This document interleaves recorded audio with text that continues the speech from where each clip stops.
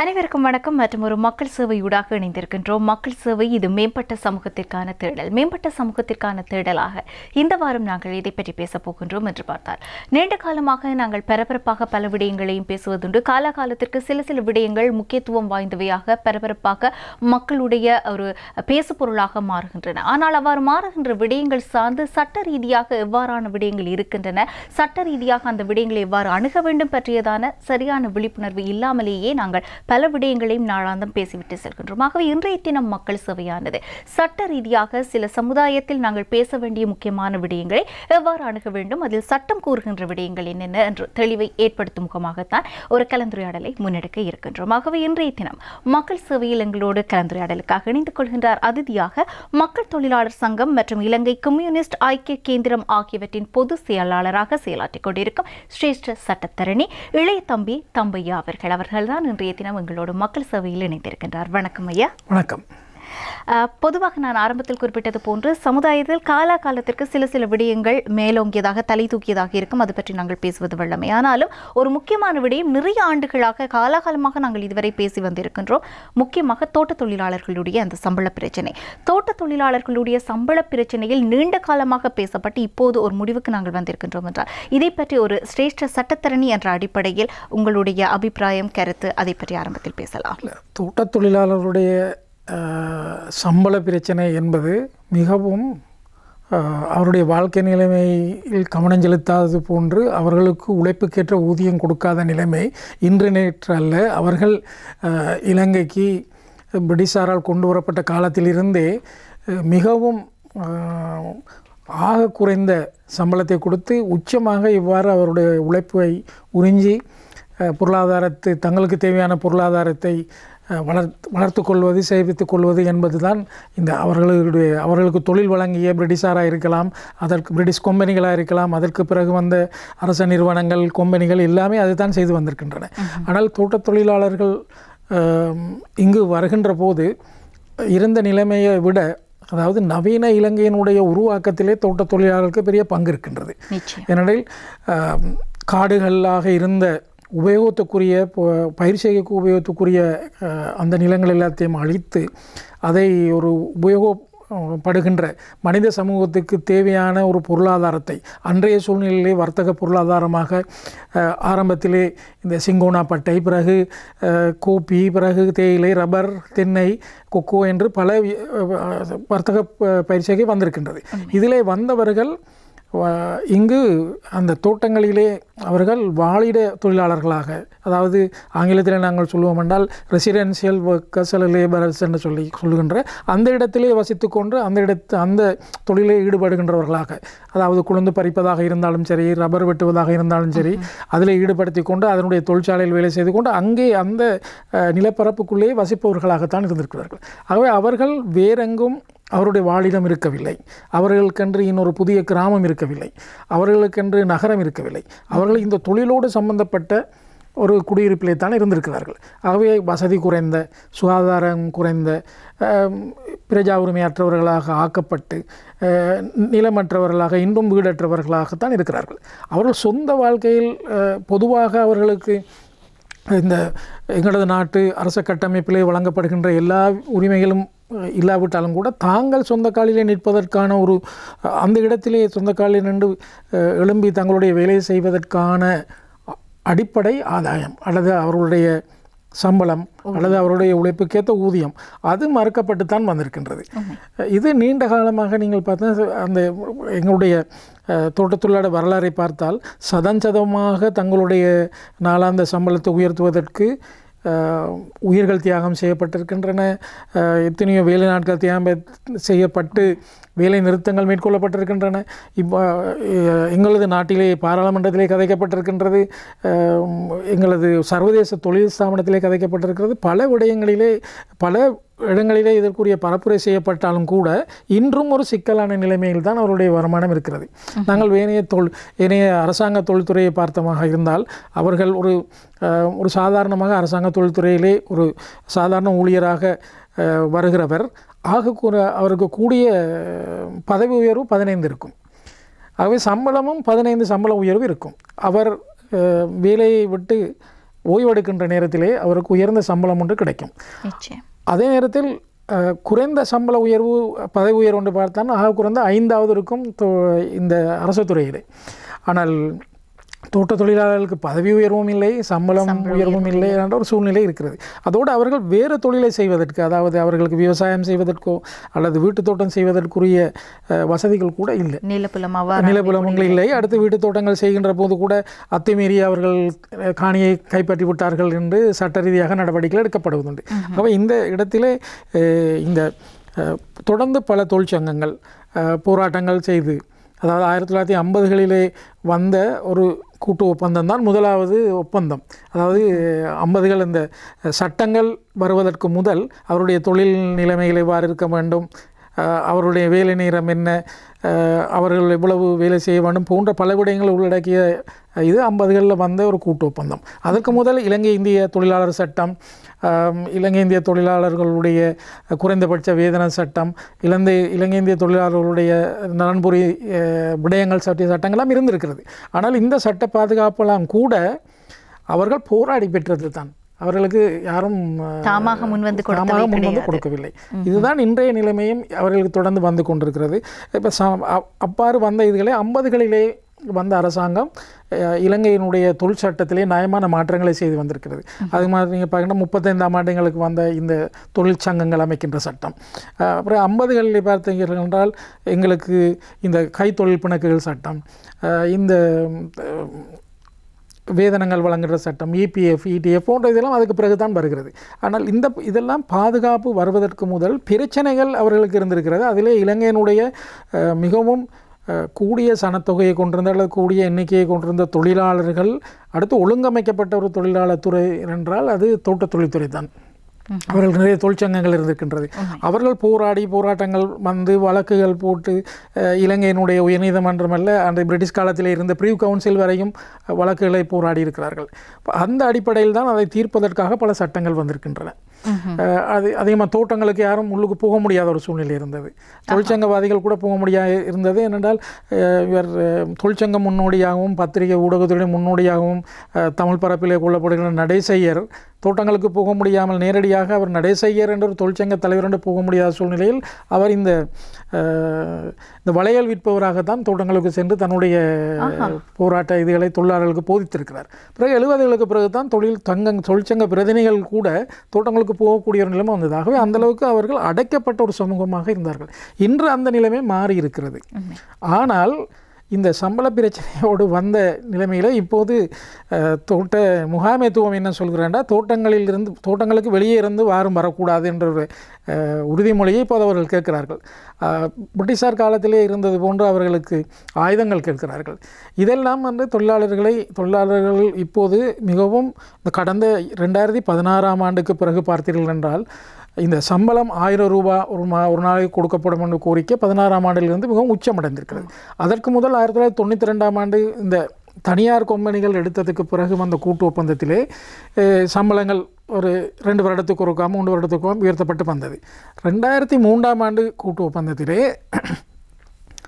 சொல்லப்பட்ட விஷயம் என்னவென்றால் 2 வருடத்துக்கு ஒருவாக இந்த சம்பளம் உயர்த்தப்பட வேண்டும் அல்லது சீரமைக்கப்பட வேண்டும். அந்த அடிப்படையில் 1 ரூபா 2 ரூபா 5 ரூபா 10 ரூபா என்று தான் கூடிக்கொண்டு வந்திருக்கிறது.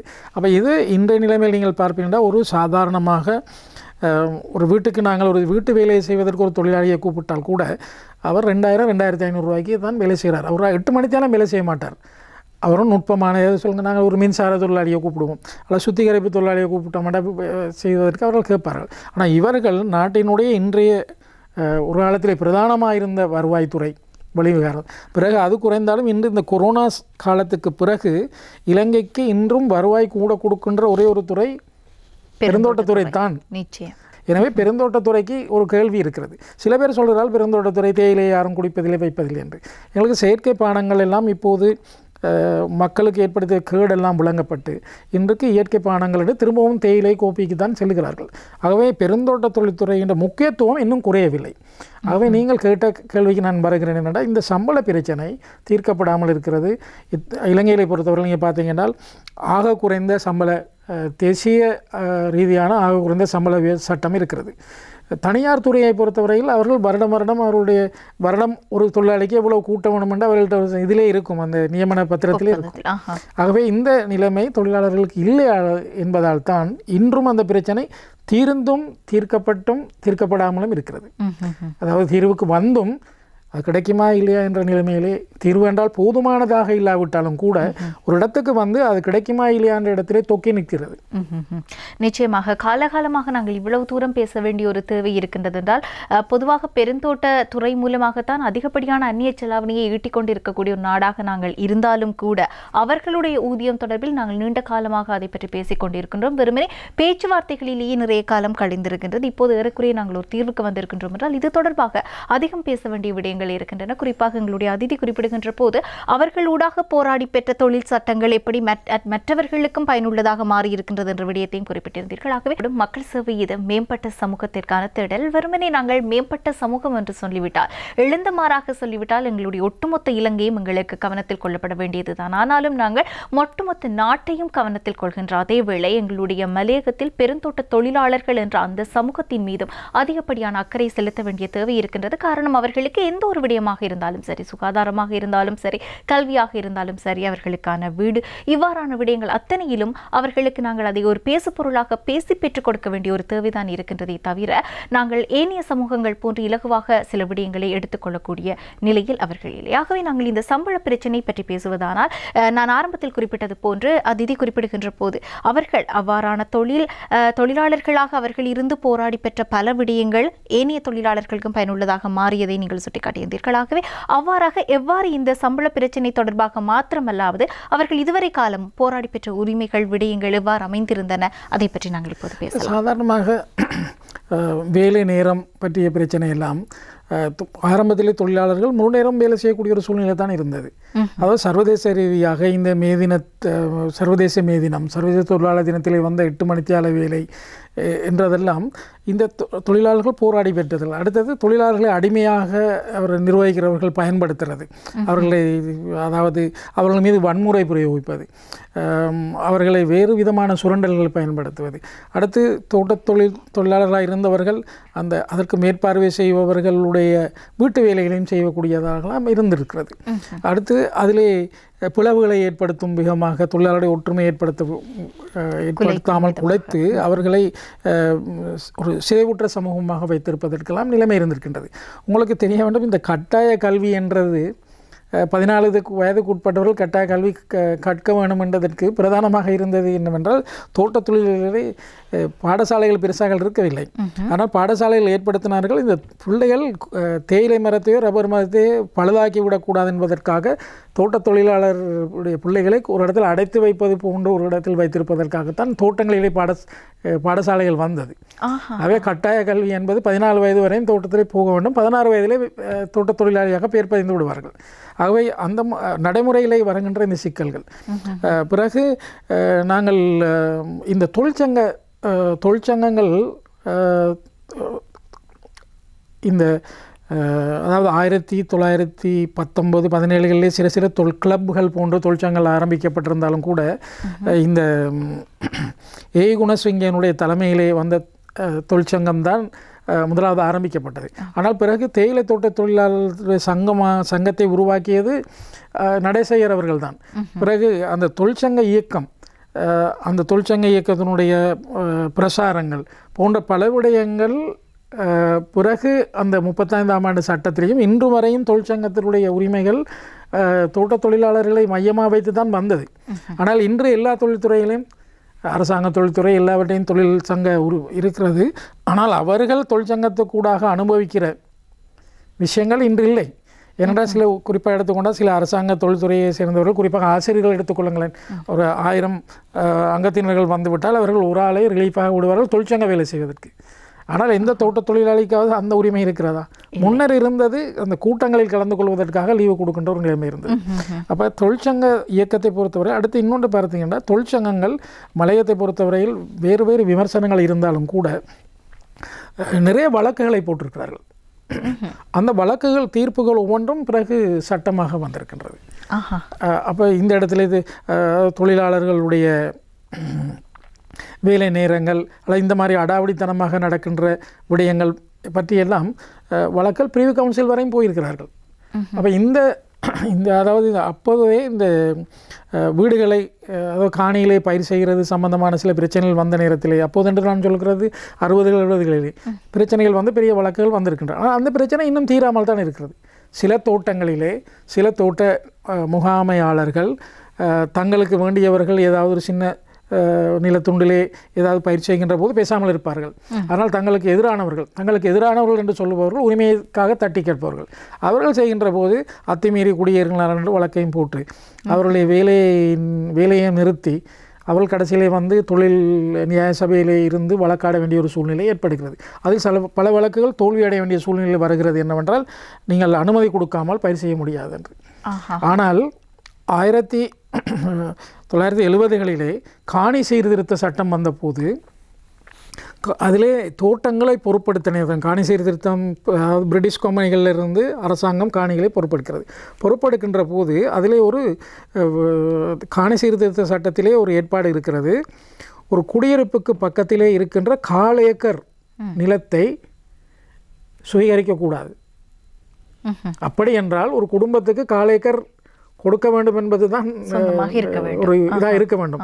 அதைத்தான் இன்று கூட கேட்கிறார்கள். 20 பர்ச்சேஸ் காணியை ஒரு தொழிலாளிக்கு கொடுங்கள் என்று கேட்கிறார்கள். என்னவென்றால், ஆனால் இது வந்த போதும் லயத்திலே தான் தொழிலாளர்கள் இருந்தார்கள், இன்றும் லயத்திலே தான் இருக்கிறார்கள். இப்போது 7 பர்ச்சேஸில் சில வீடுகள் கட்டப்படுகின்றன. அது முறையற்றதாக இருந்தாலும் கூட அந்த காணி சீர்திருத்தத்திலே குடியிருப்புகளுக்கு பக்கத்திலே 1/4 ஏக்கர் காணியை சுவீகரிக்காதீர்கள், வேறு எதுக்கும் பயன்படுத்தாதீர்கள் என்ற ஏற்பாடு இருக்குமாக இருந்தால் அது ஏன் குடியிருப்புக்கு தேவையானது, அதாவது சுற்றி ஏதாவது செய்வதற்கு அல்லது தங்களுடைய வீடை கட்டிக்கொள்வதற்கு தானே. அதே மாதிரி வேணைய துறைகளிலே காணி சுவீகரிப்பு செய்கின்ற போது குடியிருப்பை அவர்கள் சுவீகரிக்க மாட்டார்கள், குடியிருப்பை விடுவார்கள். இது இன்று தோட்ட தொழிலாளர் தோட்டங்களை கையேற்கின்றதுக்காக கொண்டு வரப்பட்ட காணி சீர்திருத்த சட்டத்திலே வந்த ஒரு ஏற்பாடு. ஆனால் இன்று ஏனையவர்கள் இருக்கிறது, இவர்களுக்கு இல்லை. இது ஒன்று. அடுத்ததாக இந்த ஆண் பெண் பெண்கள் கூடுதலாகத்தான் இன்னும் உழைக்கிறார்கள், அங்கே கூடுதலான நேரம் உழைக்கிறார்கள். ஆனால் சமசம்பளம் என்பது அவர்கள் போராடித்தான் பெற வேண்டி வந்தது. நீண்ட காலத்துக்கு பிறகுதான் 80களில் தான் அவர்கள் ஆண் பெண் சமசம்பளம் வருகிறது. அப்போ அவ்வளோ காலத்துக்கு சமசம்பளம் இல்லை, ஆண்களுக்கும் பெண்களுக்கும் சமம் இல்லை. எனக்கு தெரிந்த காலகட்டத்திலே பொதுவாக 70களிலே ஒரு தோட்ட தொழிலாளி ஆண் தொழிலாளர் சம்பளம் 3 ரூபாயும் பெண் தொழிலாளர் 2 ரூபா 50 சமமாக இருந்தது. அப்போ இந்த நிலைமையெல்லாம் ஆனால் இதுகள் ஆண் பெண் சமத்துவம் என்பதெல்லாம் எங்களது சர்வதேச தொழில் ஸ்தாபனத்தினுடைய பட்டயத்திலே குறிப்பிடப்பட்டிருக்கிறது. 8 மணித்தியால வேலை, ஆண் பெண் சமத்துவம், ஆண் பெண் சம்பளம் எல்லாம் ஒரு துறையிலே இருக்கின்றவர்களுக்கு ஒரு விதமான வித்தியாசமான சம்பளங்கள் வழங்கப்படக்கூடாது. அதாவது இந்த மாதிரி இந்த வாழிட தொழிலாளர்களாக இருக்கின்றவர்களுக்கு வீட்டு வசதி, அவருடைய சுகாதார வசதி தான் செய்து கொடுக்கப்பட வேண்டும். பிரிட்டிஷ் காலத்திலே சில வைத்தியசாலைகள் இயங்கின. மகப்பேற்று வைத்தியசாலைகள் கூட தோட்டங்களிலே மிகவும் சிறப்பாக இருந்தது. ஆனால் இன்று தொழில் அந்த தோட்டங்களிலே இருந்த வைத்தியசாலைகள் பாலடைஞ்ச கட்டிடங்களாக இருக்கின்றனவே தவிர அவைகள் பராமரிக்கப்படவும் இல்லை. அவற்றை பொறுப்படுத்தும் கூட அதை அரசாங்கம் பொறுப்படுத்தக்கூட அது நடத்தப்படவில்லை. அப்போ தொழிலாளர்கள் என்று மைல் கணக்கிலே போகிறார்கள்.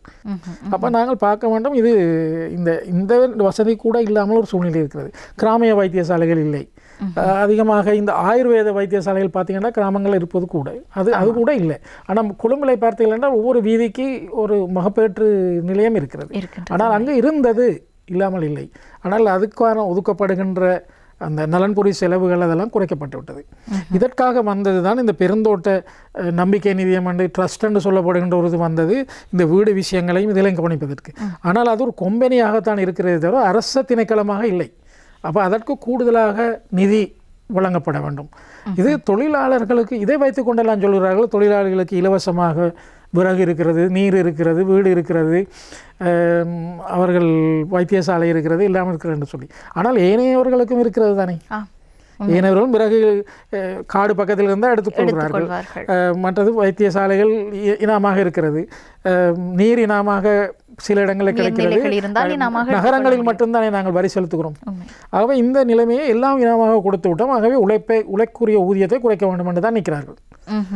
ஆனால் மற்ற இடங்களில் எல்லாம் இனமாக கொடுத்து அவர்களுக்கு சொந்த வீடு இருக்கும், பயிர் செய்வதற்கு காணி இருக்கும், வீட்டிலே இருப்பவர்கள் ஒரு 5 பேர் இருந்தால் 3 பேர் ஏதாவது உத்தியோகம் செய்வார்கள். இதெல்லாம் இருக்கத்தக்கதையாக அவர் வேலை செய்துவிட்டு உரிய சம்பளத்தோடு வீட்டுக்கு வந்து சேருவார். போக்குவரத்து இருக்காது, நீண்ட தூரம் போகணும். அப்போ இதெல்லாம் ஒரு தோட்டத் தொழிலாளர்கள் வென்றெடுத்த உரிமைகள் எல்லாம் ஏனையவர்கள் அனுபவிக்கிறார்கள். இவர்கள் இன்னும் அதை அனுபவிக்க முடியாமல் இதுதான் இந்த அவலமான நிலைமை என்று நான் நினைக்கிறேன். நிச்சயமாக. ஆகவே அடுத்ததாக நாங்கள் பேச வேண்டிய விடயம், இப்போது நாங்கள் தீர்வு என்ற ஒரு சொல்லை அடைவதற்கு ஏதுவான நிலைக்கு வந்துவிட்டோம். இவ்வளவு காலமும் இந்த சம்பள பிரச்சனையில் யார் தீர்வை கொடுப்பது, இந்த தீர்வு எவ்வாறு அமைய போகின்றது என்பது ஒரு கேள்விக்குறியாக இருந்து வந்த நிலையில் இப்போது நாங்கள் ஒரு தீர்வை எட்டி இருக்கின்றோம் என்றால் இந்த தீர்வு தொடர்பாக உங்களுடைய கண்ணோட்டம் எவ்வாறு இருக்கின்றது? 1000 ரூபாய் சம்பளம் என்பது கொம்பனிகளால் வழங்கியிருக்க முடியும். இந்த விடயத்தை நாங்கள் 2018ஆம் ஆண்டு பல புத்திஜீவிகள், பல தொழிற்சங்கவாதிகள் ஒன்று கூடி 1300 ரூபாய்க்கு மேல் சம்பளம் ஒரு நாளை கொடுக்கலாம் என்றும், கம்பெனிகள் இன்றும் லாபத்தில் தான் இயங்குகின்றன என்பதை ஒப்புவிக்கக்கூடிய புள்ளிவிவரங்களும் சமர்ப்பிக்கப்பட்டன. ஆனால் அதை இன்றும் நிராகரிக்கிறார்கள். இவர்கள் முகாமைத்துவத்துக்கும் விளம்பரத்துக்கும் செலவழிக்கின்ற காசை தொழிலாளர்களுக்கு கொடுக்கலாம். தொழிலாளர்களுடைய உழைப்பில் இருந்தால் தான் முகாமைத்துவத்துக்கு விளம்பரத்துக்கு நியாயமான காசு செலவழிக்கப்படுகிறது. இப்போ நேற்று முந்த நாள் கூட ஒரு புத்தகம் வந்தது தொழில்துறையை பற்றி, அந்த புத்தகத்துக்கு நியாயமான காசு செலவழிக்கப்பட்டிருக்கும். ஆகவே அது வெளிநாட்டில் உள்ளவர்களை ஈர்ப்பதற்காக செய்கிறார்களே தவிர இங்கு உள்ள அதுக்கு காரணமாக இருப்பவர்களை கவனிக்க மறுக்கிறார்கள். அப்போ இந்த சம்பளம் 2016 முன்வைத்தாலும் இன்றாவது 1000 ரூபாய் கொடுக்கலாம்.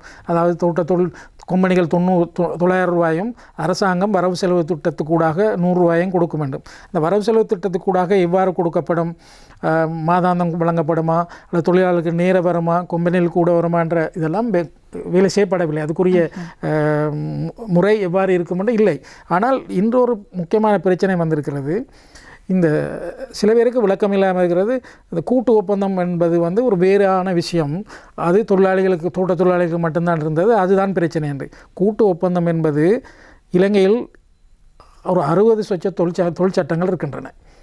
அதிலே கைத்தொழில் பிணக்கு சட்டத்திலே ஒரு ஏற்பாடு தான் ஒவ்வொருவருக்கும் தனித்தனியாக இந்த நியமன கடிதங்கள் கொடுத்து ஒரு பெரிய தொழில்துறையில் உள்ளவர்களுக்கு அப்படி செய்ய முடியாது என்ற அடிப்படையில் அதை போன்ற பல விடயங்களை அடிப்படையாக கொண்டு தான் வேலை நேரம், எவ்வளவு வேலை செய்ய வேண்டும் என்பதெல்லாம் தீர்மானிப்பதற்காக ஒவ்வொரு துறையிலும் கூட்டு ஒப்பந்தம் செய்யப்படுகிறது. அதாவது இப்போ நீங்கள் பார்த்தீங்கன்னா இந்த வர்த்தக தொழில்துறையில் இருக்கிறவர்களுக்கு கூட்டு ஒப்பந்தம் இருக்கிறது, வங்கி தொழிலாளர்களுக்கு கூட்டு ஒப்பந்தம் இருக்கிறது. ஆகவே அதெல்லாம் இந்த சட்டத்தின் அடிப்படையில் தான் செய்யப்படுகிறது. அங்கே தொழில் தருணர்களும் வேலை செய்பவர்களும் அல்லது முதலாளிமாரும் தொழிலாளிகளும் சார்பாக ஒன்றாக பேசப்பட்டு 2 வருடத்துக்கோ அல்லது குறிப்பிட்ட காலத்துக்கு ஒருக்கா சம்பளம் மட்டுமல்ல பல உரிமைகள் அதில் சேர்க்கப்படும். ஒப்பந்தமே ஒரு மறுசீரமைப்புக்கு உள்ளாகிறது. ஆனால் தோட்ட தொழிலாளருடைய மறுசீரமைப்பு உள்ளாகாமல் அடுத்து சம்பள திட்டம் ஒன்று இருக்கவில்லை. 2 வருஷத்துக்கு ஒருக்கா சம்பளம் தீர்மானிக்கப்படலாம் இருக்கே தவிர அடிப்படையில் இவ்வளவு கூட வேண்டும், இப்போ ஒரு அரசாங்க தொழிலாளராக இருந்தால் அடிப்படை இவ்வளவு கூட வேண்டும், வாழ்க்கை செலவு புள்ளி இவ்வளவு கூட வேண்டுமெல்லாம் இருக்கும். ஆனால் அதெல்லாம் ஒன்றும் இல்லாமல் அவர்கள் தீர்மானிப்பதுதான். கொம்பனி சொல்லும், நான் அடிப்படை சம்பளத்தில் 10 ரூபா கூட்டுறேன், இவ்வளோ கூட்டுறேன் இவ்வளோ கூட என்றதுனால அதை ஏற்றுக்கொள்கிற சூழ்நிலை. அடுத்து தொழிலாளர்கள் சார்பாக தொழிற்சங்கங்கள் வைக்கின்ற விஷயங்கள் நிராகரிக்கப்பட்டும் இருக்குது. அதே நேரத்தில் அந்த பேரை பேச்சிலே தொழிலாளர்கள் சார்பாக சரியான உள்ளீடுகள் செய்யப்படவில்லை. அதாவது என்னென்ன விஷயத்தின் அடிப்படையில் இந்த சம்பள உயர்வை கேட்கிறோம் என்று இருக்கவில்லை. அப்போ அதாலும் அந்த பிரச்சனை இருந்தது. ஆனால் அது இருக்கத்தக்கதையாக அதில் தீர்வு காணப்படாததால் தான் அரசாங்கம் இந்த சம்பள நிர்ணய சபைக்கு போனது. இதில் ஒரு பிரச்சனை இருக்கிறது என்னவென்றால், கூட்டு ஒப்பந்தம் நடைமுறையில் இருந்து அதை ரத்து செய்யாமல் சம்பள நிர்ணய சபைக்கு போக முடியுமா? ஏன்னா கூட்டு ஒப்பந்தம் வாரத்துக்கு முதல் சம்பள நிர்ணய சபை தான் இருந்தது. அது ஒவ்வொரு துறைக்கும் ஒரு சம்பள நிர்ணய சபையை தொழில் அமைச்சர் நியமிப்பார், அதில் அங்கத்தினர்களை நியமிப்பார். அவர்கள் கூடி கதைத்து எவ்வளோ சம்பளம் கூட்டலாம் என்று தீர்மானிப்பார்கள். அதுதான் முந்தைய தொழிலாளர்களுக்கு அதுதான் நடந்தது. 92க்கு முதல் அதான் நடந்தது. ஆனால் அதுக்கு பிறகு இந்த இது வந்த பிறகு தான் அரசாங்க தரப்பு இல்லாமல் தொழிலாளர் தரப்பிலே அந்த அங்கீகரிக்கப்பட்ட 3 தொழிற்சங்கங்கள் தோட்ட கொம்பனிகள் சார்பாக முதலாளிமார் சம்மேளனமும் கூடி கதைச்சு தீர்மானிக்கிற நிலைமை வந்தது. இது 2க்கும் விட்டு கொடுக்காமல் ஒரு சம்பள உயர்வு கொடுக்கப்படாமல் அநீதி இழைக்கப்பட்டதன் காரணமாகத்தான் ஒரு பல வற்புறுத்தலின் காரணமாக அரசாங்கம் இதை செய்ய வேண்டி வந்தது. ஆனால் அது போதுமானதாக இல்லையான்றது வேறு விடயம். ஆனால் ஒரு சம்பள நிர்ணய சபை நியமிக்கப்படுகின்ற போது கூட்டு ஒப்பந்தம் இருக்க முடியாது. ஆகவே இதில் செய்திருக்க வேண்டிய வேலை என்னவென்றால், தொழிற்சங்கங்கள் கூட்டு ஒப்பந்தத்திலிருந்து வெளியேறி சம்பள நிர்ணய சபைக்கு போயிருந்தால் இன்றைக்கு சட்ட ரீதியான சில சிக்கல்கள் வர பார்க்கிறது. அதாவது இது தொடர்பாக வழக்கு தொடுக்கப்பட்டிருக்கிறது. நான் அந்த வழக்கு சம்பந்தமான விஷயங்களை கதைக்க விரும்பவில்லை. வழக்கு தொடுக்கப்பட்டிருக்கிறது. அதிலே அவர்கள் முக்கியமாக எடுக்கின்ற விடயம் என்னவென்றால், கூட்டு ஒப்பந்த நடைமுறையில் இருக்கும்போது சம்பள நிர்ணய சபைக்கு போனது சரியா என்றதுதான். அது சிறுவில் அப்படி பிழை என்று தீர்மானிக்கப்படலாம். ஆகவே அதை செய்திருக்கலாம். அதே நேரம் நான் இன்னொரு விடயம் சொல்ல விரும்புகிறேன் என்னவென்றால், இந்த சம்பள நிர்ணய சபையிலே போய் காலத்தை கடத்துவதை விட எங்களது தேசிய ஆக குறைந்த சம்பள சட்டத்திலே இன்று ஒரு நாள் சம்பளம் 450 ரூபாய் என்று தான் இருக்கிறது. ஆக குறைஞ்சது. வாழ்க்கை செலவு புள்ளிஞ்சு தான் 520 ரூபாய். ஆனால் நாங்கள் இந்த தோட்ட தொழில்துறையோட கோரிக்கை 1000 ரூபா வந்திருப்பதன் காரணமாக ஒரு குறிப்பிட்ட தொழிலாளர்களுக்கு தானே கம்பெனிகள் சொல்கின்றது என்னென்னா 1,40,000 என்று, எங்களுடைய கணப்பெடுக்கள் அதெல்லாம் சேர்த்தா 3 லட்சம் 4 லட்சம் வரலாம். ஆகவே அவர்களுக்கு சம்பளத்திலே ஒரு பகுதியை அந்த உழைப்பிலே ஒரு பகுதியை கொடுப்பதற்கு, அவர்களுக்கு உரிய உழைப்பை கொடுப்பதற்கு பிரச்சனைகளை கொடுத்திருக்கலாம். ஆகவே அரசாங்கம் என்ன செய்திருக்கலாம், அல்லது அரசாங்கத்துக்கு கோரிக்கை விடுத்தவர்கள் என்ன செய்திருக்கலாம் என்று சொன்னால், இந்த ஆக குறைந்த சம்பள சட்டத்திலே பெருந்தோட்ட தொழிலாளர்களுக்கு மட்டும் ஒரு ஏற்பாடை செய்து அவர்களது ஆக குறைந்த சம்பளம் 1000 ரூபாய் என்று ஆக்கியிருந்தால் யாரும் நீதிமன்றத்துக்கு போக முடியாது. இப்போ கூட அதை செய்யலாம். நான் அதை தான் சொல்கிறேன். ஏன்றால் நீதிமன்றத்தில் வழக்கு இருக்கலாம், அது பிரச்சனை இல்லை. ஆனால் பாராளுமன்றம் தானே சட்டம் கொண்டு வராது. பாராளுமன்றம் சட்டத்தை கொண்டு வந்தால் அந்த சட்டத்தை கொண்டு வர வேண்டாம் என்று சொல்வதற்கு எந்த நீதிமன்றத்துக்கும் அதிகாரம் இல்லை. அவை இலகுவாக கொண்டு வரலாம். அடுத்து நான் நினைக்கிறேன், இன்றைய பாராளுமன்றத்தில் இருக்கின்ற ஆளுங்கட்சியாக இருக்கலாம், எதிர்க்கட்சியாக இருக்கலாம், வேறு ஜேவிபியாக இருக்கலாம், அல்லது தமிழ் தேசிய கூட்டமைப்பாக இருக்கலாம், எல்லோருமே இந்த 1000 ரூபாயவே எதிர்க்க மாட்டார்கள். எல்லாரும் ஆதரித்தவர்கள். இதை பற்றி பார்லிமெண்டில் நடந்த விவாதத்தில் எல்லோருமே சாதகமாகத்தான் கதைத்திருக்கிறார்கள். ஏனென்றால் நீண்ட காலமாக அடக்கப்பட்டு இருக்கின்ற இந்த சமூகத்தை பற்றிய ஒரு அக்கறை எல்லோருக்கும் இருக்கிறது. ஆகவே இலகுவாக இதை செய்திருக்க வேண்டிய வழிமுறை என்பது இந்த பேச்சிலே பிரச்சனைகள் வருகின்ற காலத்திலிருந்து நாங்கள் இதை வலியுறுத்தி வருகிறோம். இன்னும் கூட நான் சொல்கிறேன் என்னவென்றால், பிரதானமாக ஒரு கோரிக்கையாக விடலாம், இதில் சம்பந்தப்பட்டவர்கள். இப்போ நாங்கள் சம்மந்தப்பட்ட தரப்பில்லை, ஏனென்னா நாங்கள் கூட்டு ஒப்பந்த பேச்சுவார்த்தையில் இல்லை. அங்கீகரிக்கப்பட்ட 3 சொலுக்கங்கள் இருக்குது. அவர்களுக்கு இந்த அரசாங்கத்தோடு நெருங்கிய தொடர்பு இருக்குது, எதிர்க்கட்சியோட தொடர்பு இருக்கிறது. ஆகவே ஒரு சட்டத்தை கொண்டு வராது பெரிய பிரச்சனை இல்லை. சில சட்டங்களை பாராளுமன்றம் 3 நாளிலே கொண்டு வந்திருக்கிறது. ஆகவே இது ஒரு அவசரமான சட்டமாக கொண்டு வந்தால் அதை கொடுக்க முடியாதுன்றதெல்லாம் இவர்கள் சொல்ல முடியாது. ஏனென்றால் அரசாங்க தரப்பில் கூட சொல்லியிருக்கிறார்கள், இவர்கள் தோட்டத்தை நடத்த முடியாவிட்டால் அந்த கொம்பனிகள் விட்டு போகலாம் என்று. அந்தளவுக்கு கதைக்கின்ற போது இதை இலகுவாக செய்திருக்கலாம், இப்பவும் செய்யலாம் என்று நான் அதை சொல்லிக்கொள்ள விரும்புகிறேன்.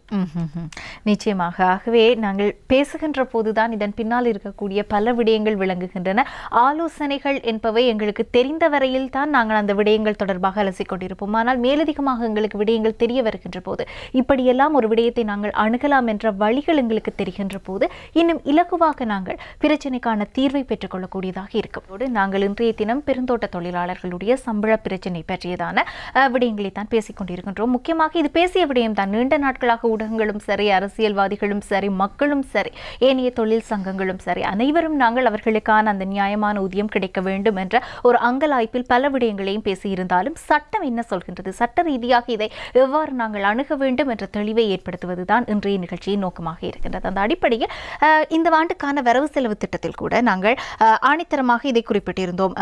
இவர்கள் தோட்ட தொழிலாளர்களுக்கான சம்பள விடயம் வரவு செலவு திட்டத்திலும் உள்வாங்கப்பட்டிருந்தது. ஆனால் இதை நடைமுறைப்படுத்த வேண்டும் என்று சொன்னால் அங்கு இருக்கக்கூடிய சவால்கள் என்னவாக இருக்கின்றன, அதை பற்றி உங்களுடைய கருத்து? 1000 ரூபாய் சம்பளம் வழங்கப்பட வேண்டும் என்பது அரசாங்கத்தினுடைய வரவு செலவு திட்ட முன்மொழிவு. அதற்கான முயற்சிகளும் செய்யப்பட்டிருக்கின்றன. இப்போது இருக்கிற பிரச்சனை என்னென்றால், 900 ரூபாவை கொடுக்க வேண்டும் கம்பெனி, 100 ரூபாவை அரசாங்கம் வரவு செலவு திட்டத்திலிருந்து கொடுக்க வேண்டும் என்று சொல்லப்பட்டிருக்கிறது. இதுதான் இப்போது சம்பள நிர்ணய சபையினுடைய முடிவு தீர்மானம். ஆனால் இந்த 100 ரூபாய் கொடுப்பதாக இருந்தால் அது அரசாங்க திரைச்சேரியிலிருந்து காசு ஒதுக்கப்பட வேணும். அதுக்குரிய சட்ட ஏற்பாடு வேணும்.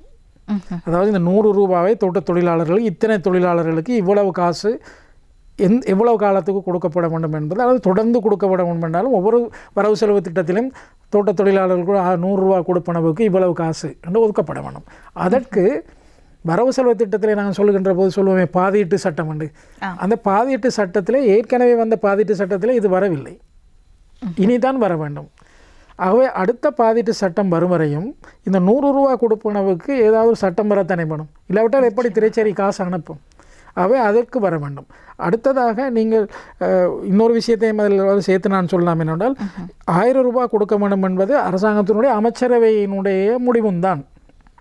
ஆகவே இந்த பாராளுமன்றத்திலே அமைச்சரவையே ஒரு சட்டத்தை கொண்டு வரலாம், அரசாங்கத்தின் சார்பாக கொண்டு வந்தால் 900 ரூபாயை கம்பெனி கொடுக்க வேண்டும், 1000 ரூபாயை இவர்கள் கொடுக்க வேண்டும். அதோடு நான் இன்னொரு விஷயத்தையும் சொல்ல விரும்புகிறேன், இது சிக்கலை ஏற்படுத்தாமல் இருக்க வேண்டும்.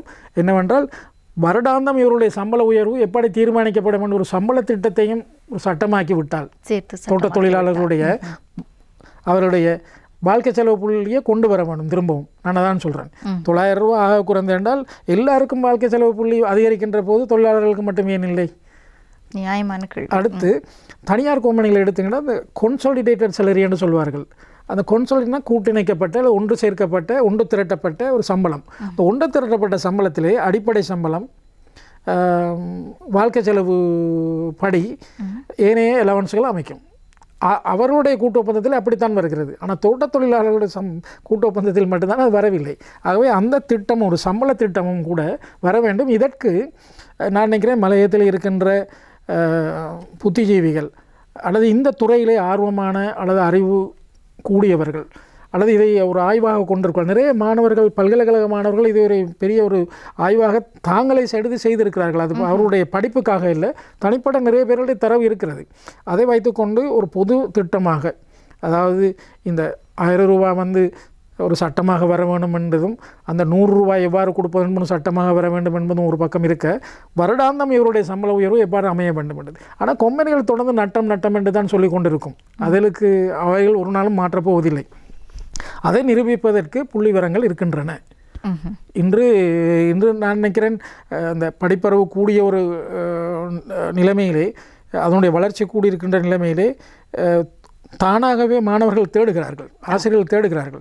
ஆனால் சாதாரண தொழிலாளியிடம் கேட்டால் அவர்கள் சொல்வார்கள், ஒரு பச்சை குழந்தை இவ்வளவில் இவ்வளவு தேயிலை வரும், இவ்வளவு செலவு வரும், ஆகவே எங்களுக்கு 1000 ரூபா கொடுக்கலான்னு அவர்களே மனக்கணக்கு போட்டு சொல்லிக் கொடுவார்கள். ஆகவே அது உண்மை. அவை இதை செய்ய வேண்டும் என்பது இருக்கிறது. அதே நேரத்தில் இன்னொரு பிரச்சனை இருக்கிறது என்னென்றால், இந்த 900 ரூபா கொடுப்போம், ஆனால் நாங்கள் 26 நாள் வேலை கொடுப்போம்னு சொல்ல இல்லாதுன்னு சொல்லி கம்பெனி தரப்பில் சொல்லப்படுது.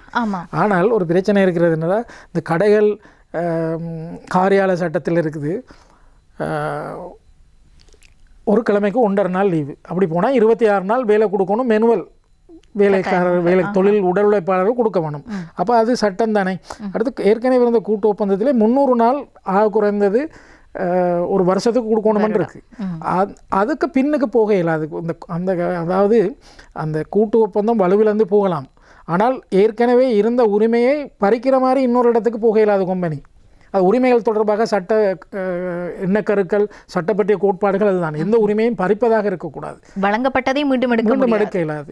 சலுகைகள் தான் மீண்டும் எடுக்கலாம். இது உரிமையாக வந்தது. அடுத்து இலங்கை தொழிற்சங்க சட்டங்களிலே ஒரு நாளுக்கு எவ்வளவு வேலை கொடுக்க, எவ்வளவு நாள் வேலை கொடுக்க வேண்டும் என்று இதாக இல்லாட்டியும் கூட, ஆனால் பொதுவாக எங்களுக்கு தெரியும், நியமன கடிதங்கள் கொடுக்கும்போது நீங்கள் 26 நாள் வேலை செய்ய வேணும், அரை நாள் சனிக்கிழமை, ஒரு நாள் ஞாயிற்றுக்கிழமை, ஞாயிற்றுக்கிழமை வேலை செஞ்சால் உங்களுக்கு 1.5 சம்பளம், போய தினங்களில் வேலை செஞ்சால் உங்களுக்கு 2 நாள் சம்பளம் என்றெல்லாம் இருக்கிறது. அது சட்டம். அவை அதற்கு மாற அதை அப்படியே நாங்கள் ஒரு அர்த்தம் கற்பித்து ஒரு பொருள் கூடல் செய்து பார்த்தோம் என்றால், தோட்ட தொழிலாளர்கள் 24 நாள் வேலைக்கு உரித்துடையவர்கள். ஆனால் இந்த வறட்சியான காலகட்டங்களில் நீங்கள் பார்த்தீங்கன்னா 70களில் இலங்கையில் கடுமையான வளர்ச்சி இருந்தது. அந்த காலகட்டத்திலே 15 நாள் 13 நாள் வேலையெல்லாம் வழங்கப்பட்டது தான். ஆனால் அந்த காலத்தில் சில நிவாரணங்களும் வழங்கப்பட்டது. ஆகவே வறட்சி வந்தால் ஒரு விவசாயிக்கு நிவாரணம் வழங்கப்பட முடியும் என்றால், புயலிலே பாதிக்கப்படுறதுக்கு நிவாரணம் வழங்கப்படும் என்றால், வெள்ளத்திலே பாதிக்கப்படுறதுக்கு நிவாரணம் வழங்கப்படும் என்றால், இவ்வளவு வருமானத்தை ஈட்டி கொடுக்குறவருக்கு நிவாரணம் வழங்கக்கூடாது? வறட்சி காலத்துக்குரிய நிவாரணம் தானே, பிறகு குழந்தை காலத்திலே அது மாறிவிடும். அவை இந்த மாதிரியான ஏற்பாட்டின் அடிப்படையிலே சம்பள கூட்டி விட்டோம் என்பதற்காக வேலை நாளை குறைப்போம் என்றதெல்லாம் ஒரு மிரட்டல். அடுத்து அவர் தொழிற்சங்க உரிமையெல்லாம் பறிக்க போகிறோன்னு சொல்கிறார். தொழிற்சங்க தோட்டங்களுக்கு யாரும் வரக்கூடாது, அவர் வர்றதால தான் பிரச்சனை வருது. அடுத்ததாக என்னென்னா, சந்தாவெல்லாம் நாங்கள் சம்பளத்தில் பிடிச்சி தர மாட்டோம், அதில் சம்பளத்தில் பிடிச்சி தரான்னு சொல்லலாத, அதுக்கான ஒப்பந்தம் இருக்குது, அந்த ஒப்பந்தத்தை கேன்சல் பண்ணணும். அடுத்து அரசாங்க தொழில்துறையை பாருங்கள், அரசாங்க தொழில்துறையில் உங்களோட சம்பளத்தில் கழிஞ்சு போகுது. அடுத்து தனியார் தொழிலையும் சம்பளத்தில் கழிச்சு போகிறதுக்கு ஒரு உடன்பாடு இருக்குது, அதுக்கு சட்டம் இருக்குது. ஆகவே அது நினைச்சபடியெல்லாம் தான் தோண்டி செய்வதற்கு இது பிரிட்டிஷ் காலமும் இல்லை, இது அரசர் காலமும் இல்லை. நாங்கள் ஜனநாயக ரீதியாக எங்கேயோ வளர்ந்து வந்திருக்கிறோம். அடுத்து இவ்வளவு பிற்படுத்தப்பட்ட நிலைமையிலும் மலையகம் எழுந்து நிற்கிறது. இன்னொரு விடயத்தை நான் இதில் சொல்ல விரும்புகிறேன் என்னென்னா, இந்த தொழிற்சட்டங்கள் வந்தது தொழிலாளருடைய உரிமைகளை பாதுகாப்பதற்காக மட்டுமல்ல. ஒரு தொழில்துறையிலே வேலை கொடுப்பவரும் வேலை செய்பவருக்கும் இடையிலே ஒரு நல்ல தொழில் உறவை பேண வேண்டும். அப்போது தான் உற்பத்தி வரும். கூடிய மட்டும் உங்களோட முதலாளிக்கும் உங்களுக்கும் இடையிலே முதலாளி லாபம் தான் சம்பாதிப்பார், நாங்கள் சம்பளத்தை தான் சம்பாதிப்போம். ஆனால் 2 பேரும் வேலை செய்யணும். அந்த வேலை செய்கிற இடத்திலே உள்ள முரண்பாடுகளை ஒருத்தருடைய அக்கறை ஒருத்தரை அமர்த்தக்கூடாது, ஏறி மிதிக்கக்கூடாது என்பதற்கு ஒரு வழிவகைகள் தான் இந்த தொழில் உறவு பேணுவதற்காக தான் சட்டங்கள் வந்திருக்கின்றது. அடுத்து உலக தொழிலாளர் ஸ்தாபனமும் அதை தான் சொல்லுகிறது. அடுத்து இன்றைக்கு வெளிநாடுகளில் பார்த்தீர்கள் என்றால் இந்த உற்பத்தி பொருட்கள் நுகர்வோர் சம்பந்தமான விஷயங்கள் எல்லாம் பெரிய சங்கங்கள் இருக்கிறது. இலங்கையினுடைய தேயிலை தொழிலாளர்களுக்கு சார்பாக ஐரோப்பாவிலே நுகர்வோர் சங்கங்கள் இயங்குகின்றன. இலங்கை தேயிலை வாங்குவதற்கு சங்கங்கள் ஜெர்மனியில் இருக்கிறது. ஆகவே நாங்கள் சர்வதேச ரீதியாகவும் கூட ஒரு அனுதாப ரீதியான சூழ்நிலை எங்களுக்கு இருக்கிறது. ஆகவே இதை மறந்து நான் தோட்டத்துக்கு சொந்தக்காரன் என்று ஒருத்தர் அடாவடித்தனமாக நடக்கவும் கூடாது. அதே நேரத்தில் தொழிலாளர்கள் பக்கத்திலேயும் கூட நாங்கள் செய்ய வேண்டிய இந்த வரையறைக்குள் செய்ய வேண்டிய விஷயங்கள் நிறைய இருக்கின்றதை புரிந்து கொண்டு செல்லும் போது, விஷயங்களை முன்னெடுக்கின்ற போது இந்த பிரச்சனை சுமூகமாக தீரும் என்று தான் நான் நினைக்கிறேன். அழகாக குறிப்பிட்டிருந்தீர்கள். சட்டத்தை தெரிந்து வைத்திருப்பது என்பது ஒரு பலம். அது சாமானியமாக யாரொருவராக இருந்தாலும் நாங்கள் என்ன விடயம் தொடர்பாக ஒரு முரண்பாட்டில் இருக்கின்றோமோ அந்த விடயம் தொடர்பாக சட்ட ரீதியாக எவ்வாறு அணுகுவது என்பதை தெரிந்து கொள்ள வேண்டும். அவ்வாறு தெரிந்து கொள்கின்ற போது வீணான அச்சுறுத்தல்கள் எவை, நாங்கள் எந்தெந்த அச்சுறுத்தல்களுக்கு செவிமடுக்க வேண்டும், எந்த அச்சுறுத்தல்களை செவிமடுக்க தேவையில்லை என்ற தெளிவு எங்களுக்கு பிறந்துவிடும். ஆகவே இன்றைய தினம் மக்கள் சேவையில் நாங்கள் பெருந்தோட்ட தொழிலாளர்களுடைய சம்பள பிரச்சனை பற்றியதான எவ்வாறாக நாங்கள் அணுகலாம் என்ற விடயங்களைத்தான் ஒரு ஆலோசனை அடிப்படையில் கலந்துரையாடலாக மேற்கொண்டு கொண்டிருக்கின்றோம். அந்த அடிப்படையில் அடுத்து நாங்கள் ஒரு விடயத்தை பேச வேண்டுமானால், இந்த பெருந்தோட்ட தொழிலாளர்களிடம் இருந்து அவர்களுடைய இளைய சமுதாயமாகட்டும் அல்லது இந்த 11 வயதினர் அவர்களுடைய ஆரம்ப அடிப்படை கல்விகளை பூர்த்தி செய்ததன் பிற்பாடு இந்த பெருந்தோட்ட தொழிலில் இருக்கக்கூடிய அவர்களுடைய பிரச்சனைகள் அல்லது அவர்களுக்கு இருக்கக்கூடிய அந்த அதிருப்தி மனநிலை காரணமாக வெளியில் வேறு வேலைகளுக்காக வருகின்ற போது அங்கு கூட அவர்களுக்கான சரியான தொழிலுக்கான ஊதியமாக இருக்கட்டும் அல்லது அந்த உத்தரவாதமாக இருக்கட்டும், அடிப்படை வசதிகள் அடிப்படை உரிமைகளாக இருக்கட்டும், அங்கும் கேள்விக்குறியாவது ஒரு நடைமுறை ரீதியாக நாங்கள் பார்க்கக்கூடியதாக இருக்கின்றது. ஆகவே அவ்வாறான பிரச்சனைகள் எவையெல்லாம் அவர்களால் எதிர்நோக்கப்படுகின்றன என்பதை ஒரு சிரேஷ்ட சட்டத்தரணியாக நீங்கள் இப்படி பார்க்கிறீர்கள்? இது எங்களுக்கு நீண்ட காலமாக இருக்கிற பிரச்சனை. தோட்டங்களிலிருந்து வெளியேறுவதற்கு காரணம் தோட்டங்களில் தொழில் வாய்ப்பு இல்லை, அந்த தொழில் சம்பளம் குறைவு என்பதன் காரணமாக அது கீழ்த்தரமாக மதிக்கப்படுகிறது. அடுத்து தொழிலாளர்களாக வருடாந்தம் பதிந்து வந்த தொழிலாளர்களாக வேலைக்கு சேர்த்து வந்த முறையையும் கைவிட்டு இருக்கிற தொழிலாளர்களை வைத்து கூடுதலான லாபம் சம்பாதிக்கின்ற ஒரு போக்குத்தான் கொம்பனிகளிடம் காணப்படுகிறது. அந்த நிலைமையின் காரணமாக தோட்டங்களிலிருந்து வெளியேறுகிறார்கள். தோட்டத்தில் வெளியேறும்போது பல பிரச்சனை வருகிறது. அவருடைய நிரந்த வசிப்பிடம் என்ன என்ற பிரச்சனை வருகிறது. இங்கு வருகின்ற போது அவர்கள் கடைகளிலே அல்லது காரியாலயங்களில் வேலை செய்கிறார்கள். அவர்களுக்கு அதிகமாக உங்களுக்கு தெரியும், கொழும்பு அல்லது புறநகர் பகுதியில் வேலை செய்கிறவர்களுக்கு நாளாந்த வேலை மணித்தியாலங்கள் 8 மணித்தியாலம் இல்லை, அவர்கள் கூடுதலாகத்தான் இருக்கிறார்கள். இப்போ நேற்று கூட எனக்கு ஒருத்தர் தெரிவித்தார், இந்த பாதை கட்டுமானங்களிலே வேலை செய்பவர்கள் இரவு வேலைக்கு வருகிறவர்கள் 14 மணித்தியாலம் வேலை செய்ய வேண்டியிருக்குதான், 16 மணித்தியாலம். அவர்களுக்கு அந்த மேலதிகமாக இருக்கிற 8 மணித்தியாலத்துக்கு எந்த விதமான மேலதிக கொடுப்பனவும் இல்லை. ஆனால் நித்திரை முழித்து வேலை செய்ய வேண்டிய சூழ்நிலை இருக்குது. இரவு நேரத்தில் கூடுதல் நேர வேலை, அதற்கு மேலதிகமான சம்பளமும் இல்லை.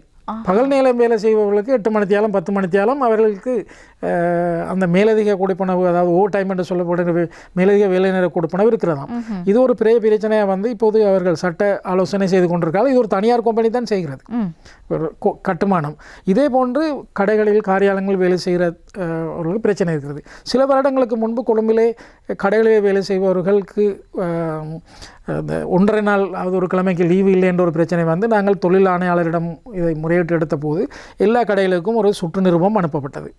அனுப்பப்பட்டவுடன் கடை சொந்தக்காரர்கள் என்ன செய்தார்கள், நாங்கள் வேறு வசதியெல்லாம் செய்து தர்றோம், 1.5 நாள் கேட்டால் இங்கே வேலை செய்வேன், நான் போயிரு. எத்தனை பேர் வேலையை இழந்து விட்டு வழக்காடி கொண்டிருப்பார்கள். அப்போ இந்த மாதிரியான அச்சுறுத்தல், இதுதான் நான் முதல் சொன்னேன். அவர்களுக்கு ஒரு தொழிலாளியிடமிருந்து உழைப்பை பெறுவதற்கு அவர் உயிரோடு இருக்க வேண்டும். அவர் ஓரளவுக்கு அடுத்த நாள் உழைப்பை தருவதற்கு கூடிய சக்தி அவருக்கு இருக்க வேண்டும். அப்போ அவருக்கு ஓய்வு இருக்க வேண்டும். அப்போ அதெல்லாம் இங்கு இல்லை. அடுத்த பிரச்சனை அவர்கள் நிரந்தர வசிப்புடன் பிரச்சனை வருகிறது. இங்கு வந்தவுடன் அவர்கள் நிரந்தர குடியிருப்பு இருக்காது, வீடு சொந்தமாக வாங்க முடியாது, குடியிருப்பில் வாடகை குடியிருப்பில் அவர்கள் இருக்க முடியாது, குடும்பங்களை இங்கு கொண்டு வருவதில் செலவு அதிகம், பாடசாலைக்கு போடுவது, பாடசாலைக்கு பிள்ளைகளை கொண்டு போய் சேர்ப்பதிலே நிரந்தர வசிப்புடன் என்பது ஒரு பெரிய பிரச்சனை. ஆகவே அவர்கள் இடம்பெறுகின்ற போது ஒன்று தொழிலிலே இருக்கின்ற பிரச்சனை பாதுகாப்பில்லை. அது தோட்ட தொழில்துறையில் இருப்பது போன்று ஒரு ஒழுங்கமைக்கப்பட்ட தொழில்துறை இல்லாததால் தனித்தனியாக அவர்கள் துன்பங்களை அனுபவிக்கிறார்கள். இது விதிவிலக்குகள் இருக்கலாம், நான் இல்லை என்று சொல்ல. விதிவிலக்கில் ஒரு சில கம்பெனிகள், ஒரு கடைக்காரர் வித்தியாசமாக சொல்லலாம். நான் பொத்தாம்பதுவாகத்தான் சொல்கிறேன். இதில் ஒரு பெரிய பிரச்சனை இருக்கிறது. அதாவது இந்த உணவகங்களில் வேலை செய்பவர்களெல்லாம் இரவிரவாக வேலை செய்கிறார்கள். அப்போ அவர்களுக்கு வேறு கொடுப்பனங்கள் ஒன்றும் இல்லை. அவர்களுக்கு இபிஎஃப்ஓ இடிஎஃப்ஓ அந்த கொடுப்பனங்கள் ஒன்றும் இல்லை. சம்பளம் அதோடு போகிறது. அவர்களுக்கு லீவு பிரச்சனை. அதால் அவர்கள் என்ன செய்வார்கள், ஒரு முறை வேலை செய்துவிட்டு வீட்டுக்கு போனால் இன்னொரு வேலையை தான் தேட வேண்டியிருக்கும். அவர்கள் வேலை நிரந்தரம் இல்லை. அப்போ இவ்வாறான பிரச்சனைக்கு இன்னொரு பெரிய முக்கியமான பிரச்சனை, அவர் வாழிடத்திலிருந்து இடம்பெறுகின்ற போது அங்கு அவர்களுக்கு வாழிடம் இல்லாமல் போகிறது. புதிய வாழிடத்தில் வந்தேறு குடிகளாக இருக்கிறார்கள். அதிகமாக பெண்களுக்கு இந்த பிரச்சனை இருக்கிறது. அங்கிருந்து இங்கு இடம்பெயர்ந்து வந்திருக்கின்ற போது பலவிதமான சுரண்டல்களுக்கும் அடக்குமுறைகளுக்கும் எதிர்நோக்கிறார்கள். அவர்கள் குறிப்பாக இந்த தையல் கார்மெண்ட் தொழிலில் வேலை செய்கிறவர்கள் அல்லது கடைகளில் வேலை செய்கிறவர்கள் துன்பம். அவர்களுக்கு வாழிட வசதிகள், தங்குமிட வசதிகள் தான் பெரிய பிரச்சனை. அவை அதுவும் ஒரு பிரச்சனையில் இருக்கிறது. இவர் வெளியிடத்திலே இடம்பெயர்ந்து நல்ல வாழ்க்கைக்கு தானே இடம்பெறுகிறோம். ஆகவே அங்கு இருக்கிறதை விட கொடுமையான வாழ்க்கையை எங்கு நாங்கள் அனுபவித்தால் அதில் பிரயோசனம் இல்லை. ஆகவே இந்த இடம்பெயர்வர்களுக்கும் ஒரு பிரச்சனை இருக்குது. எல்லாரும் நினைக்கக்கூடாது கொழும்புக்கு இடம்பெயர்ந்து விட்டால் ஏதோ சொர்க்கம் இருக்கிறது என்று, அல்லது நகரங்களில் வேலை செய்தால் அது மலையத்தில் கூட தோட்டங்களில் இருந்து மரக்கறி தோட்டத்தில் வேலை செய்வது சொர்க்கம் இல்லை. சரியான கஷ்டம், சரியான துன்பம். அவையிலும் வந்து திடகாத்திரமான வாட்டசாட்டமானவர்கள் தான் வேலைக்கு எடுப்பார்கள், மற்றவர்களை வேணாம் என்று சொல்லிவிடுவார்கள். அவர்கள் பலவிதமான சுரண்டலுக்கு உட்படுகிறார்கள். அதே மாதிரி மலையக கடைவீதிகளிலே வேலை செய்பவர்கள் கூட பலவிதமான துன்பங்களை அனுபவிக்கிறார்கள். அவருடைய செலவு கூட, சம்பளம் குறைவு. ஆகவே இந்த ஒரு ஒழுங்கமைக்கப்பட்ட தொழில்துறையை விட்டு இன்னொரு தொழில்துறைக்கு போகின்ற போது தொழில் பாதுகாப்பு இல்லை. ஆகவே இந்த பெருந்தோட்ட தொழில்துறை இன்னொரு தொழில்துறையாக மாறும் வரையும் இதை பாதுகாக்க வேண்டும். அப்போது தான் ஓரளவு பாதுகாப்பு இருக்கும். தொழில்துறையை சீரழிக்க வேண்டும் என்று பல விதத்திலே எல்லோரும் முயற்சிக்கிறார்கள். அது நல்லது என்று சொல்லி சிலது தொழிலாளிகளுக்கு பிரித்து கொடுக்க வேண்டும் என்று சொல்கிறார்கள். அதெல்லாம் நான் நினைக்கிறேன் இந்த தொழில்துறையினுடைய அழிவாகத்தான் அமையும். அதெல்லாம் செய்ய முடியாது. இந்த தொழில்துறையிலிருந்து இன்னொரு அல்லது இன்னும் பல தொழில்துறைக்கு அந்த சமூகம், ஏன்னா மலைய தோட்ட தொழிலாளர்களை பொறுத்தவரை, மலைய மக்களை பொறுத்தவரையில் அவருடைய பெருந்தோட்ட தொழில்துறை என்றால் அவர்கள் அரசியல் பொருளாதாரம், அவருடைய அரசியல் பொருளாதாரம் வியாபாரம் இல்லை.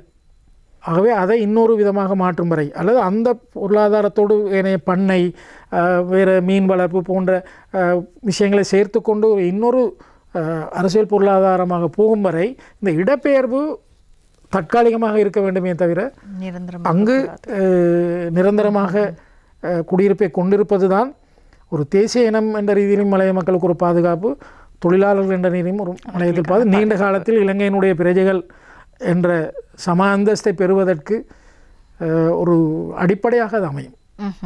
அழகாக குறிப்பிட்டிருந்தீர்கள். ஆகவே இதுவரை காலமும் நாங்கள் பெருந்தோட்ட தொழிலாளர்களுடைய சம்பள பிரச்சனை, அவர்களுடைய வாழ்வாதாரத்தை பார்த்து கொண்டிருக்கின்றோம் ஒரு பிரச்சனையாக. ஆனால் சமாந்தரமாக அங்கு வேலையின்மை அல்லது பிற காரணங்களுக்காக அங்கிருந்து வேறு துறைகளுக்கு தொழில்துறை என்று வெளியில் செல்லக்கூடிய அந்த மலையக இளைஞர்களாக இருந்தாலும் சரி, பெருந்தோட்ட தொழிலாளர்களுடைய குடும்பத்தின் வாரிசுகளாக இருந்தாலும் சரி, அவர்களுக்கு எதிர்நோக்கக்கூடிய பிரச்சனைகள் வேறு விதமாக. ஆகவே சமகாலத்தில் இருவேறு விதமான பிரச்சனைகள் அவர்கள் எதிர்கொண்டு கொண்டுதான் இருக்கின்றார்கள் என்றால் அதை பற்றி தான் வாரம் ஒவ்வொரு திணைக்களங்களாக இருந்தாலும் சரி, அரசு நிறுவனங்களாக இருந்தாலும் சரி, அதன் அதிகாரிகளோடு பல விடயங்களையும் அந்த நிறுவனங்கள் சார்ந்த சேவைகளையும் மக்களுக்காக கலந்துரையாடுவது வழமை.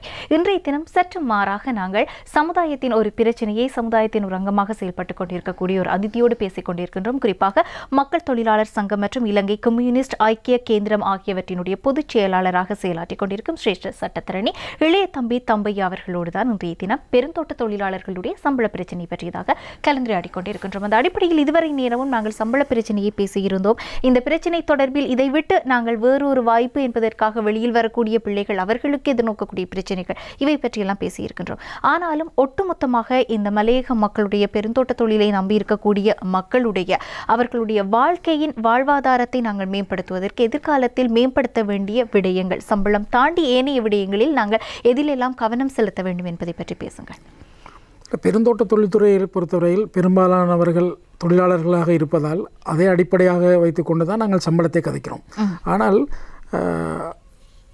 தோட்ட தொழிலாளர்களுக்கு சம்பள பிரச்சனை மட்டுமா இருக்கிறது, ஏனைய பிரச்சனைகள் இருக்கின்றன சொல்லிவிட்டு இந்த அடிப்படை பிரச்சனையை ஒதுக்கிவிட முடியாது, கைவிட்டு விடவும் கூடாது, மறைக்கவும் கூடாது, அல்லது மறந்து விடவும் கூடாது. ஆனால் அது மட்டுமல்ல பிரச்சனை என்றது எல்லாருக்கும் தெரியும். சாதாரணமாக அவர்கள் மொழியை பிரயோகிப்பதில் உள்ள பிரச்சனை இருக்கிறது.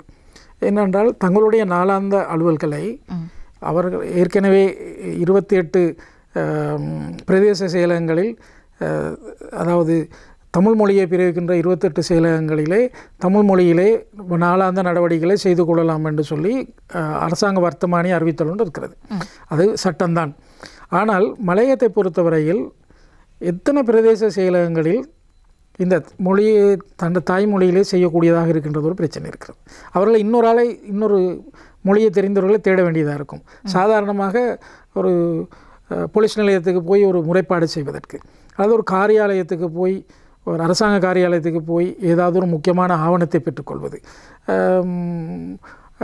நீதிமன்றத்தை எடுத்துக்கொள்ளுங்களேன். நீதிமன்றங்களை பொறுத்தவரையில் மொழிபெயர்ப்பு என்றது பொதுவாக எங்களது சட்ட ஏற்பாட்டிலே இருக்கிறது, அரசியல் யாப்பிலே இருக்கிறது. ஆனால் மலையகத்தில் இருக்க எத்தனை நீதிமன்றங்களில் இந்த தமிழ் மொழிபெயர்ப்பு கிடைக்கிறது, அல்லது தமிழிலே நடவடிக்கை செய்யக்கூடிய வடகிழக்கிலே தமிழிலேயே நடக்கிறது பதிவு மொழி. அங்கு சிங்களத்திலேயும் வழங்கப்படும். ஆனால் பதிவு மொழி தமிழ் மொழி. வடகிழக்கை தவிர்ந்த இடங்களில் தான், அம்பாறை மாவட்டத்தில் நீண்ட காலமாக தமிழ் மொழி இருந்தது, இப்போது இல்லை. அந்த மாவட்டத்தை தவிர்ந்த ஏனைய மாவட்டங்களில் இருக்கின்றது தமிழ்மொழி அமலாக்கல். ஆகவே இந்த தமிழ்மொழி அமலாக்கல் என்று என்ன நான் சொல்கிறேன் என்றால், அது தாய்மொழி உரிமை. பொதுமொழி ஒன்றுக்கு நாங்கள் போகும் வரை அவரவர் மொழியிலே இருக்க வேண்டிய அவசியம் இருக்கிறது. ஏன்னா தாய்மொழி கல்வி, இலவச கல்வியும் தான் இலங்கையினுடைய எல்லா சமூகத்தையும் சேர்ந்த மிகவும் அடித்தட்டில் இருந்தவர்களை உயர்த்தி இருக்கிறது. ஆகவே தாய்மொழி கல்வி ஒரு பொதுமொழிக்கு வரும் வரையும் நாங்கள் அதை தொடர வேண்டும். அடுத்து தாய்மொழியில் சிந்திப்பது என்பது இலகுவானது. அது அதாவது தாய்மொழி என்றால் என்னுடைய பரிச்சயமான மொழி, சௌகரியமானது. அடுத்து அது ஆரோக்கியமானதாக இருக்கும் என்று எல்லாரும் ஆய்வுகள் சொல்கின்றன. ஆகவே நான் என்ன மொழியில் கடமையாற்ற விரும்புகிறோனோ அதை நாங்கள், எங்களது நாட்டில் 2 மொழி தானே, அது பெரிய பிரச்சனை, எக்கச்சக்கமான மொழிகள் இல்லை. ஆகவே அந்த உரிமையை நாங்கள் பெற வேண்டிய அவசியம் இருக்கிறது. இதற்கு இந்த தமிழ் மொழியிலே தேர்ச்சி பெற்ற அல்லது மலையத்தில் இருந்து போகின்ற அரச நிறுவனங்களில் வேலை செய்கிற அதிகாரிகளும் ஒத்துழைக்க வேணும் அதை நடைமுறைப்படுத்துவதற்கு. அது அந்த பக்கத்தில் அது எங்களுடைய கடமையும் ஒன்று இருக்கிறது தானே, பொறுப்பும் இருக்கிறது. அடுத்ததாக இந்த கல்வியிலே பல பாடசாலைகள் இன்று வந்திருக்கின்றது.